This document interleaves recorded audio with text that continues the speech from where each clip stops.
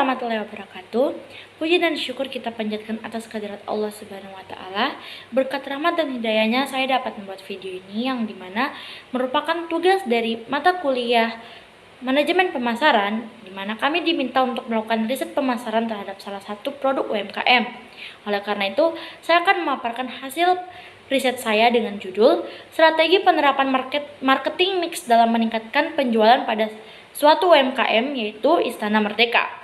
Pada presentasi kali ini, saya akan membahas 6 topik. Yang pertama yaitu profil dari UMKM yang saya ambil. Yang kedua, strategi pasar. Yang ketiga, analisis SWOT pada produk.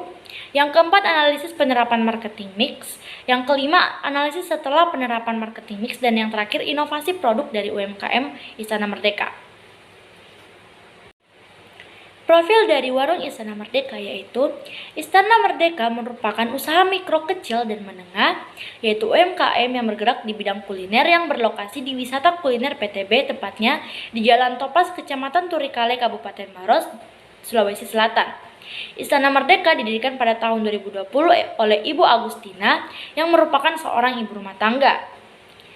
Dalam usahanya, Ibu Agustina mempekerjakan 5 orang karyawan sehingga pelayanan untuk konsumen terjamin cepat dan higienis. Usaha ini menerima pelanggan mulai dari pukul 17.00 hingga pukul 1 malam WITA. Namun jika hari libur atau hari besar lainnya, Istana Merdeka menerima pelanggan lebih banyak sehingga Istana Merdeka tutup lebih lama. Yang kedua ada strategi pasar. Strategi pasar ada 2, yaitu yang pertama segmenting dan yang kedua adalah targeting. Segmenting merupakan sekelompok pelanggan yang memiliki sekumpulan kebutuhan dan keinginan yang serupa. Karena sifatnya homogen, maka akan sulit bagi produsen untuk melayaninya. Oleh karena itu, pemasar harus memilih segmen-segmen tertentu saja dan meninggalkan bagian pasar lainnya. Usaha Istana Merdeka membagi pasar produknya menjadi beberapa segmen.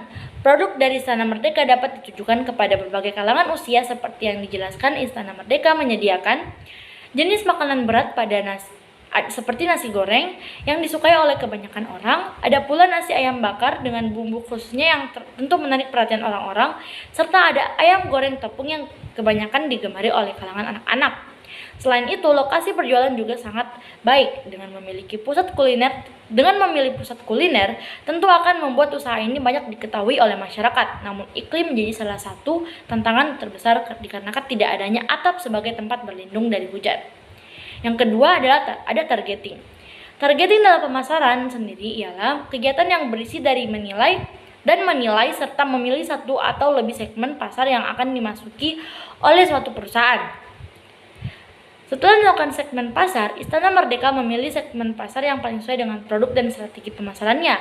Berdasarkan analisis pasar dan data konsumen, Istana Merdeka memilih segmen target utamanya yakni pada pelanggan yang pada umumnya pulang larut malam dan tidak sempat untuk menyediakan makanan untuk dirinya. Yang ketiga ada analisis SWOT pada produk UMKM Istana Merdeka. Analisis SWOT terdiri dari 4, yaitu strength, weakness, opportunities, dan threats. Yang pertama ada kekuatan atau kelebihan.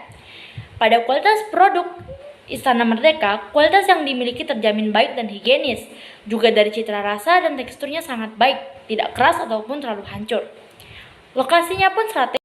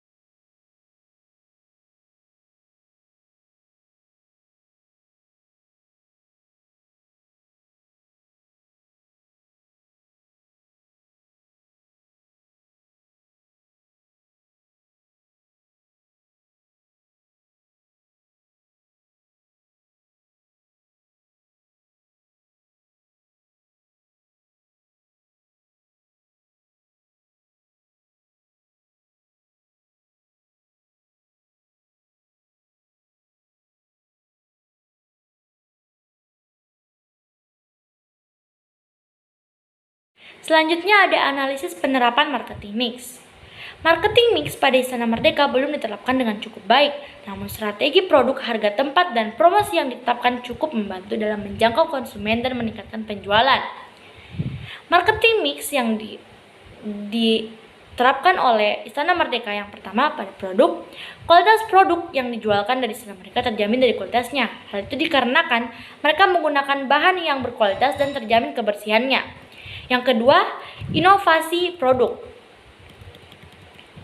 Istana Merdeka awalnya hanya menawarkan menu nasi putih dengan ayam, namun seiring berjalan waktu mereka menghadirkan menu baru dan tentunya tetap menggunakan bahan-bahan yang berkualitas. Yang ketiga, branding. Istana Merdeka belum menciptakan brand dengan logo, slogan, ataupun identitas yang kuat. Selanjutnya, harga atau price. Harga terjangkau, yaitu Istana Merdeka menetapkan harga yang terjangkau untuk produknya. Hal ini guna menu di Istana Merdeka dapat dinikmati berbagai kalangan. Strategi penetapan harga. Usaha Merdeka menggunakan strategi penetapan harga di mana mempertimbangkan faktor-faktor seperti biaya produksi, harga pesaing, dan daya beli konsumen. Yang ketiga, tempat. Distribusi Istana Merdeka memperluas jaringan distribusi dengan bekerja sama dengan lebih banyak kenalan. Dan juga lokasi penjualan Istana Merdeka di tempat yang strategis seperti tempat kuliner, tepatnya di pusat daerah. Dan yang terakhir, promosi. Sampling dan testing menawarkan sampel gratis untuk setiap menu kepada pelanggan untuk menarik perhatian. Adapun analisis setelah penerapan marketing mix, yaitu yang pertama, perubahan produk dan kemasan. Produk dan kemasan di mana munculnya menu baru yang disediakan yang berbeda dengan menu-menu sebelumnya, yang menambah daya tarik konsumen seperti beragam makanan jenis mie. Dan juga kemasan yang lebih menarik dan layak pakai dapat membantu meningkatkan kepercayaan konsumen terhadap produk serta menambah logo atau label usaha. Dan kedua, dampak terhadap penjualannya. Terjadinya peningkatan penjualan setelah penerapan strategi marketing mix baik dari segi jumlah maupun frekuensi pembelian, serta kepuasan konsumen yang lebih tinggi terhadap produk yang disediakan terlihat dari meningkatnya peminat. Dan yang terakhir, inovasi produk yang dilakukan oleh UMKM Istana Merdeka. Istana Merdeka perlu melakukan inovasi produk secara berkala, di mana inovasi tersebut dapat berupa mengembangkan produk baru maupun kemasan baru. Istana Merdeka kini menghadirkan perubahan signifikan pada kemasan produknya. Hal ini menunjukkan langkah-langkah baru dalam memperkuat identitas usaha dan meningkatkan daya tarik produksi. Kemasan lama yang disediakan dari Istana Merdeka terkesan polos dan minimalis. Bahkan tidak adanya brand logo membuat produk dari Istana Merdeka kurang menonjol secara luas. Oleh karena itu, dengan kemasan baru Istana Merdeka akan lebih baik dan dengan brand logo yang dibuat dapat membuat Istana Merdeka menjadi lebih mudah untuk dikenali. Berdasarkan hasil pemaparan saya, kesimpulan yang dapat ditarik ialah yang pertama, dalam melakukan strategi pemasaran, UMKM Istana Merdeka menggunakan bauran pemasaran yang terdiri dari strategi produk, harga, tempat, dan promosi. Yang kedua, kendala yang dihadapi UMKM Istana Merdeka adalah kurangnya branding yang membuatnya dapat lebih menonjol dan mudah diingat atau dikenali.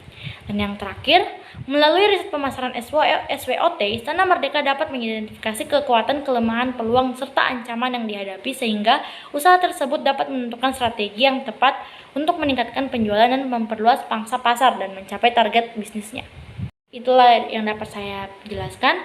Kurang dan lebihnya mohon dimaafkan. Saya pamit undur diri. Assalamualaikum warahmatullahi wabarakatuh.